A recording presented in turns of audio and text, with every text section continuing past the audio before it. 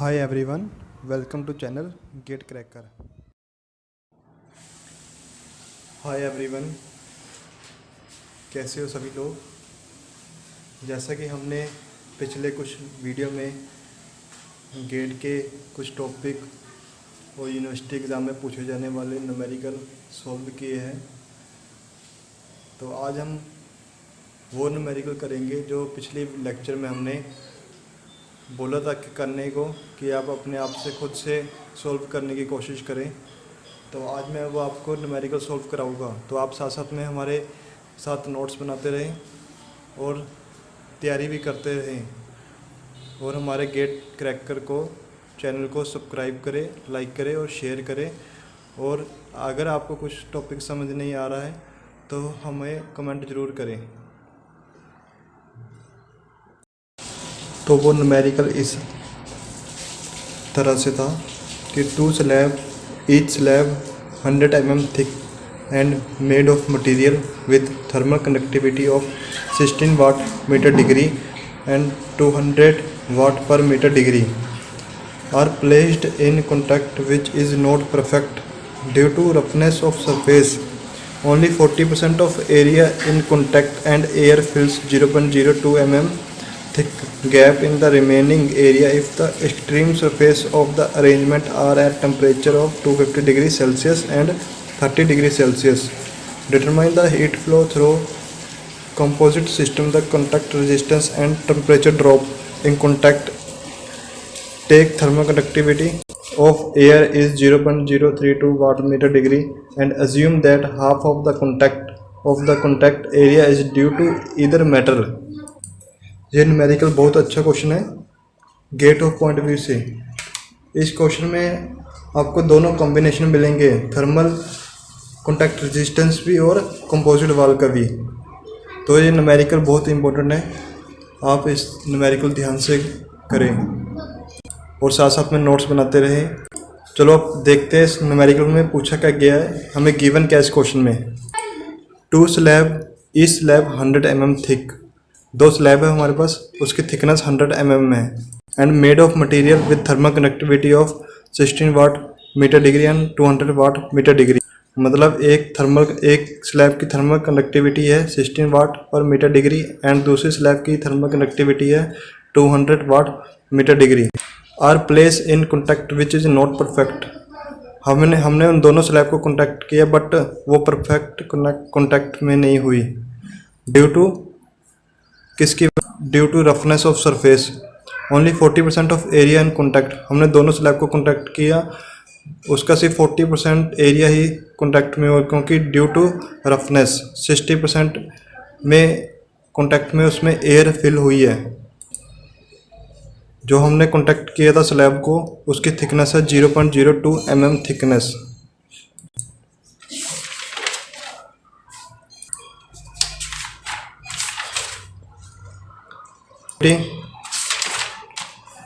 Of air is 0.032। हमें thermal conductivity of air की बता रखी है 0.032 watt per metre degree. Last line बहुत इंपॉर्टेंट है, ध्यान से पढ़े। And assume that half of the contact area is due to either metal. मतलब इसका मतलब क्या है इस लाइन का, कि जो मेटल जो 2 स्लैब कॉन्टैक्ट में है उसका हमने हाफ लेना है एरिया ऑफ कॉन्टैक्ट का। जो हमारे पास 40% एरिया ऑफ कॉन्टैक्ट था, हमने वो हाफ लेना दोनों स्लैब में 20% करके। तो इसका डायग्राम इस तरह है, 2 स्लैब है हमारे पास जिसकी 100 mm थिकनेस है, जो हमें क्वेश्चन में गिवन है। 40% वो कॉन्टैक्ट में थे, दोनों सरफेस, दोनों स्लैब को हमने कॉन्टैक्ट किया, 40% कॉन्टैक्ट में है। उसको लास्ट लाइन जो हमने पढ़ी थी कि 40% का हाफ लेना है दोनों मेटल में, 20% इसका ले लिया और 20% इसका ले लिया, रह गया 60%। 60% में air filled in this gap, 60% air है जिसकी थर्मल कनेक्टिविटी हमें गिवन है 0.032 watt per metre degree. Thermal connectivity of B slab की हमारे पास 200 वाट मीटर डिग्री और thermal connectivity of A slab की हमारे पास 60 वाट पर मीटर डिग्री। ये मेटल ए है, मेटल बी है। T1 है एक्सट्रीम टेम्परेचर हमारे पास 250 डिग्री सेल्सियस और T2 हमारे पास 3 डिग्री सेल्सियस। हमारे पास थिकनेस है दोनों की जिस स्लैब को हमने कॉन्टैक्ट किया, दोनों स्लैब को, उसकी थिकनेस है 0.02 mm। और ये मेटल ए का है, 40% था, हमने 20% हमें क्वेश्चन में बोला गया लास्ट लाइन में, तो ये 20% स्लैब बी का है। तो हमने इस डायग्राम को रेजिस्टेंस नेटवर्क डायग्राम में कन्वर्ट कर दिया है। ये तीनों पैरेलल में है, तो हमने इस तरह से इसका रेजिस्टेंस नेटवर्क डायग्राम बनाया है। ये R1 स्लैब ए के लिए, R2 इसके लिए, R3 इसके लिए, R4 इस चीज़ के लिए, ये पैरेलल में थे। तो हमने इस तरह से इसका रेजिस्टेंस नेटवर्क डायग्राम बनाया है। तो ये R5 है, ये R5 रेजिस्टेंस के लिए 250 डिग्री सेल्सियस, 30 डिग्री सेल्सियस। और हमने ऐसे शॉर्ट तरीके में, सिंप्लीफाइड तरीके में इसको भी हमने सिंप्लीफाई किया है। तो ये इक्विवेलेंट रेजिस्टेंस है, R2 R4 R5, R2 R3 और R4 इक्विवेलेंट रेजिस्टेंस है। तो हमने इस तरीके से लिख दिया इसको सिंप्लीफाई फॉर्म में। 250 degree Celsius R1, R2 R3 R4 equivalent resistance है, R5 30 डिग्री सेल्सियस। और हम जानते हैं हमने पिछले लेक्चर में पढ़ा था कि रेजिस्टेंस, थर्मल रेजिस्टेंस और प्लेन वॉल क्या होता है, L/Ka। थर्मल रेजिस्टेंस क्या होता है, L/Ka। L क्या होता है, टोटल लेंथ, K होता है thermal conductivity of slab A। हमने थर्मल रेजिस्टेंस निकालना है स्लैब A पर, R1 मतलब R1 पर निकालना है। तो हमारे पास लेंथ कितनी है, 100 mm। इसे हमने मीटर में कन्वर्ट कर दिया तो 0.1 mm हो जाएगा, 0.1 हो जाएगा। और थर्मल कनेक्टिविटी कितनी है, K, फार्मूला में हमें L/Ka है, तो थर्मल कनेक्टिविटी कितनी है स्लैब A की, 16। तो 16 लिखा हमने। एरिया हमें दिया नहीं है, तो हमने एक एज्यूम किया है, वो लिख दिया हमने 1। इसको सॉल्व करेंगे तो आंसर आ जाएगा 0.00625 डिग्री पर वाट। उसी तरह हम अब निकालेंगे वॉल 2, 3, 4, ये पैरेलल में है, तो R2 निकालेंगे अब हम। और हमें पता है पैरेलल में रेजिस्टेंस हो तो हम उसे किस तरह सोल्व करते हैं, हमने पिछले लेक्चर में पढ़ा है। अगर किसी को नहीं पता तो प्लीज़ पिछले लेक्चर जो भी वो ज़रूर देखें, तभी आगे के नोट्स बनाएं। तो वॉल 2, 3, 4 और पैरेलल, ये पैरेलल में है 2, 3, 4। और पैरेलल के लिए फार्मूला होता है, सॉरी यहाँ पर मैंने एक चीज़ नहीं लिखी, 1/R2 R3 R4 R2 plus 1/R3 plus 1/R4। ये फार्मूला होता है रेजिस्टेंस निकालने का, अगर रेजिस्टेंस पैरेलल में हो तो। अब हम R2 कैसे फाइंड करेंगे, R2 थर्मल रेजिस्टेंस क्या होता है, L/Ka। अब L क्या है R2 में, हमें पता है टोटल लेंथ है 0.02, ये mm में है तो मीटर में चेंज कर दिया, 0.02 इंटू 10⁻³ अपॉन K क्या है थर्मल कंडक्टिविटी। हम R2 निकाल रहे हैं, ये तो A का पार्ट है ना, 40% था, हमने 20% A को दिया और 20% B को दिया, 20% है तो 16, इसकी कितनी थर्मल कंडक्टिविटी है 16।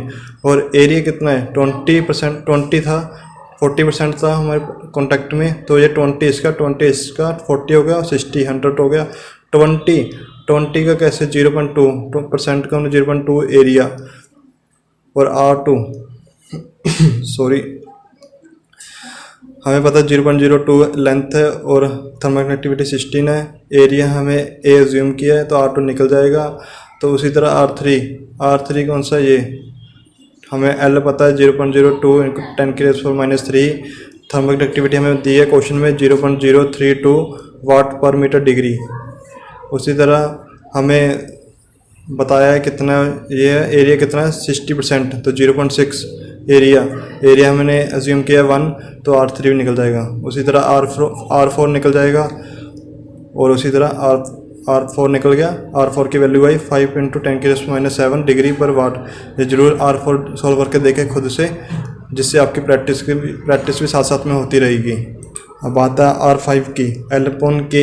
L हमें पता है कितना था 100 mm और K हमें बताया 200 वाट पर मीटर डिग्री लिया है, तो हमने निकाल लिया, एरिया 1 दिया, R5 निकल गया।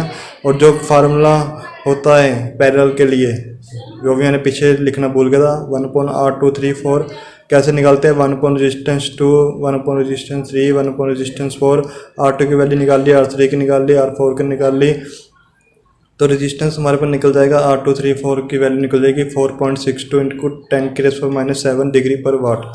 हम टोटल रेजिस्टेंस कैसे निकालते हैं, अब ये सीरीज़ में है R1 R2 3 4 R5। अब ये सीरीज़ में हम इसे कैसे निकालते हैं, टोटल रेजिस्टेंस को सभी को हम ऐड कर देते हैं। तो हमने सभी को ऐड कर दिया, R1 plus R2 3 4 plus R5। R1 की वैल्यू निकाली, R2 3 4 की वैल्यू पुट कर दी, R5 की वैल्यू पुट कर दी, टोटल को ऐड कर दिया हमने, तो टोटल रेजिस्टेंस निकल गया हमारे पास 0.00675। अब हमें पता क्या होता है delta T upon R T H. Delta T क्या होता है, टेम्परेचर डिफरेंस थर्मल रेजिस्टेंस, और डेल्टा टी हमें पता है कितना है, 250 डिग्री माइनस 30 डिग्री। हमने वो लिख दिया 250 माइनस 30 डिग्री, और आर टी एच की हमने वैल्यू निकाल रखी है 0.0675, और क्यू की वैल्यू निकल जाएगी वाट पर मीटर स्क्वायर में। यूनिट साथ में लिखते रहे, और यूनिट के लिए एक अलग से नोट्स की तरह लिख ले कि इसका यूनिट ये होता है, इसका ये होता है, जिससे आपको लास्ट में कोई प्रॉब्लम ना हो।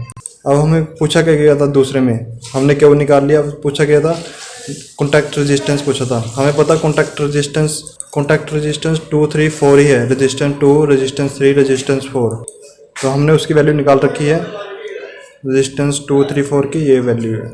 यही कॉन्टैक्ट रेजिस्टेंस का आंसर था। पूछा गया था टेम्परेचर ड्रॉप क्या होगा, पता हमें delta T upon R thermal resistance होता है, और टेम्परेचर ड्रॉप निकालना है तो आर कॉन्टैक्ट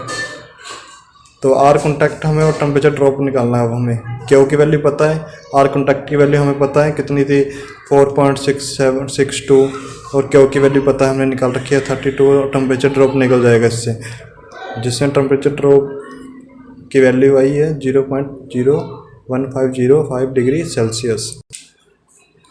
ये न्यूमेरिकल इतना इम्पोर्टेंट था, आप पिछले न्यूमेरिकल या अपने यूनिवर्सिटी एग्जाम के क्वेश्चन पर चेक कर सकते हैं। ऐसे न्यूमेरिकल आपको क्वेश्चन पेपर में पूछे गए होंगे, और गेट पॉइंट ऑफ व्यू से तो बहुत इंपॉर्टेंट है, क्योंकि एक ऐसा न्यूमेरिकल है ये जिसमें कॉम्बिनेशन मतलब थर्मल कॉन्टैक्ट रेजिस्टेंस और कंपोजिट वाल्व दोनों पूछ रखे थे, तो इसलिए ऐसे न्यूमेरिकल को ज़रूर करें, वैल्यू चेंज करके देखें और सॉल्व करें। अब हम पढ़ेंगे temperature profile for insulator and conductor. ये इंटरव्यू के पॉइंट ऑफ व्यू से बहुत ज़रूरी है। इंसुलेटर क्या होता है, थ्योरी आप खुद लिख लेना अपने नोट्स पर, मैं आपको इसका मतलब बता देता हूँ। इंसुलेटर वो होते हैं जिसमें हीट इजीली पास नहीं होती। ये कहाँ कहाँ यूज़ हो सकते हैं, जैसे पाइप सिस्टम है कोई जिससे स्टीम पास हो रही है, हम ये चाहते हैं कि स्टीम से कोई हीट लॉस ना हो, तो हम जो इंसुलेटर लगाते हैं पाइप पर लगा देते हैं जिससे हीट लॉस ना हो, और एटमॉस्फेयर में वो हीट ना जाए, मतलब कि जिससे हीट लॉस ना हो। जैसे पाइप पर एक तरह की कोटिंग कर देते हैं इंसुलेटर की, पाइप में कोई स्टीम फ्लो कर रही है और हमने ऊपर इंसुलेटर लगा दिया तो हीट फ्लो नहीं होती एटमॉस्फेयर में, और एटमॉस्फेयर का टेम्परेचर कम होता है उस पाइप की स्टीम से, तो हम इंसुलेटर लगा देते हैं।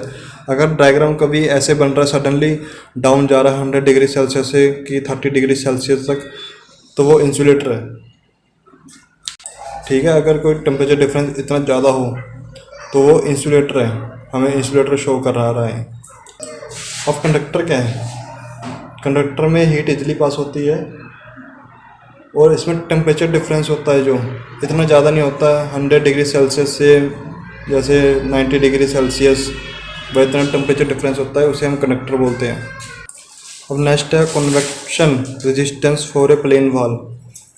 दो सॉलिड बॉडी है, ये सॉलिड बॉडी है, एएस मतलब क्या होता है, ये सरफेस ऑफ एरिया है और सरफेस ऑफ टेम्परेचर है, और ये सरफेस ऑफ फ्लूइड टेम्परेचर है। यहाँ कोई फ्लूइड है, यहाँ सरफेस ऑफ टेम्परेचर है, यहाँ सरफेस ऑफ एरिया है।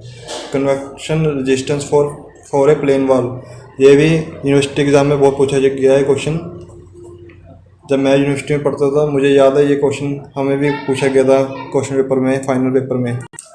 तो हमने इस स्लैब को नेटवर्क में चेंज कर दिया है, ये नेटवर्क है, यहाँ सरफेस टेम्परेचर है, यहाँ फ्लूइड टेम्परेचर है, सरफेस ऑफ एरिया यहाँ हमने इसे नेटवर्क में कन्वर्ट किया है क्योंकि इसकी वजह से एक रेजिस्टेंस आ गया है, मतलब कि कन्वेक्शन की वजह से एक रेजिस्टेंस आ गया है जो कि है RTH, इसलिए हमने इसे नेटवर्क की फॉर्म में कन्वर्ट किया है।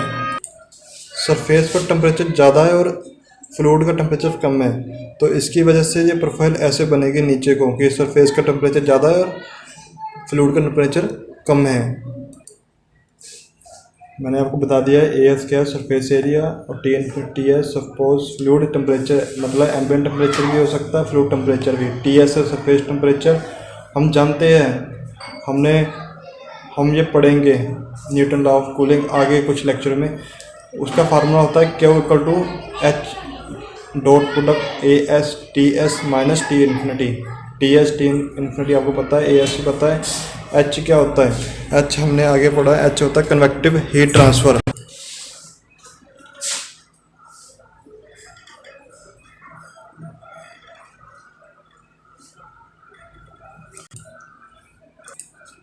ये आपको याद रखना है कि थर्मल रेजिस्टेंस कन्वेक्शन का फार्मूला होता है 1/H डॉट AS। हमें पता लग गया टेम्परेचर डिफरेंस कितना, TS minus T infinity. Q convection पर निकाल रहे हैं और हमने इसे डॉट क्रॉस मल्टीप्लाई किया। थर्मल रेजिस्टेंस का फार्मूला निकल गया कन्वेक्शन की फॉर्म में 1/H डॉट AS। और मैंने आपको बता दिया कि H क्या होता है, कन्वेक्टिव हीट ट्रांसफ़र कोएफिशिएंट होता है। अगर हमारा H हमारा अगर हाई है तो जो हमारा हीट ट्रांसफ़र है वो भी हाई होगा। अगर हमारा H लो है, मतलब H की वैल्यू लो है, तो हमारा जो हीट ट्रांसफ़र होगा वो भी लो होगा। ये फार्मूले आपको याद होने चाहिए, गेट में न्यूमेरिकल इसी फार्मूले के थ्रू सॉल्व होते हैं। तो आप ज़रूर साथ साथ में नोट्स बनाएं। अगर कुछ समझ नहीं आ रहा तो हमें ज़रूर कमेंट करें, मैं आपको उसका सलूशन ज़रूर बताऊंगा। और ये क्वेश्चन बहुत इम्पोर्टेंट है क्योंकि ये क्वेश्चन गेट 2015 में पूछा गया था, 2 मार्क्स का। मैंने जैसे आपको बोला था कि मैं आपको न्यूमेरिकल भी सॉल्व कराऊंगा जो प्रीवियस क्वेश्चन पेपर में पूछे गए हो। तो ये क्वेश्चन गेट में पूछा गया 2015 में 2 नंबर का, तो आप जरूर इससे ध्यान से पढ़ें। ऐसे न्यूमेरिकल आते हैं गेट में HT के टॉपिक में, HT के question related.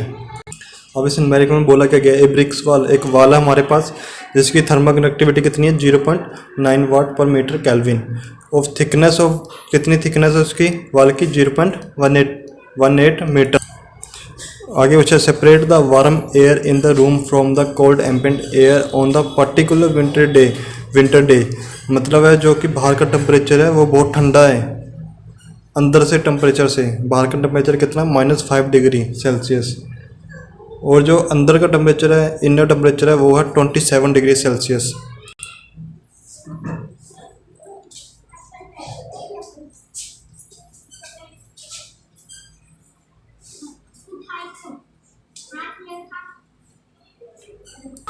The heat transfer coefficient associate with the outside air is 20 watt per metre square kelvin. मतलब कि outside air is 20 watt per metre square kelvin. मतलब कि आउटसाइड एयर का H दे दिया है, हीट ट्रांसफर कोफिशिएंट का कितना, 20 watt meter square kelvin. हमें नेग्लेक्ट करने को बोला है कि इनसाइड रूम का टेम्परेचर को नेग्लेक्ट करके करें। तो जो यहाँ का रेजिस्टेंस है वो इनसाइड रूम का रेजिस्टेंस है, उसे हमने नेग्लेक्ट करना है। तो जो सर्किट का नेटवर्क सर्किट बनाते हैं वो यहाँ से बनेगा और यहाँ का नहीं बनेगा क्योंकि हमने इसे नेग्लेक्ट किया है। और हमें जो पता है जो ये 1/H डॉट AS है, ये रेजिस्टेंस होगा हमारा कन्वेक्शन के लिए। हमने पीछे पढ़ा था इधर, रेजिस्टेंस होगा कन्वेक्शन के लिए 1/H डॉट AS। तो हमें फार्मूला पता है Q equal to delta T upon RTH। हमने यहाँ पर पढ़ा था Q delta T upon RTH, temperature difference upon thermal resistance. Temperature difference कितना हमारे पास 27 माइनस इसका भी तो प्लस हो जाएगा, कितना होगा 32/RTH। ये हमने डिग्री सेल्सियस में निकाला है, हम इसे केल्विन में निकाल सकते तब भी यही आंसर आएगा। हम इसे केल्विन में निकालेंगे तब भी यही आंसर आएगा। तो अब हम फाइंड करते हैं, let us find out the value of RTH। तो हमने RTH की वैल्यू फाइंड करनी है। तो हमने आरटीएस की वैल्यू फाइंड करनी है, तो हमने सर्किट बनाया एक network circuit. Thermal resistance conduction कितना होता है हमने पीछे पढ़ा है, L/K total length upon thermal conductivity. और थर्मल रेजिस्टेंस कन्वेक्शन हमने पढ़ा है, अभी पढ़ा हमने 1/H.AS होता है। तो हमने थर्मल रेजिस्टेंस निकाल दिया L/K प्लस 1/H.A। हमने इसे ऐड इसलिए किया है क्योंकि ये सीरीज़ में है, और सीरीज में कभी भी रेजिस्टेंस हो तो हम उसे ऐड करते हैं। तो L की वैल्यू हमें पता 0.18 है, और थर्मल कनेक्टिविटी पता हमें 0.9 है, A हमें पता नहीं है, और H हमें पता है 220 है, और ये हमें क्वेश्चन में गिवन है, A हमें पता नहीं है।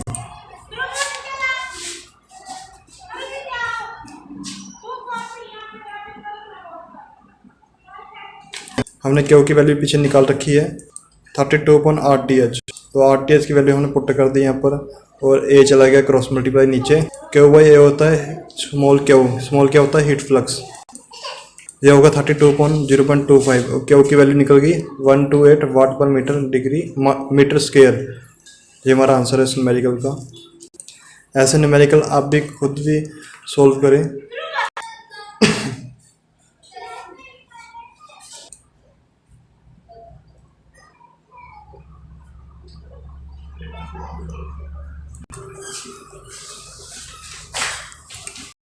अगर आपको वीडियो अच्छी लगी है तो हमें प्लीज़ हमारे चैनल को गेट क्रैकर को लाइक करें, सब्सक्राइब करें, शेयर करें और कमेंट करें।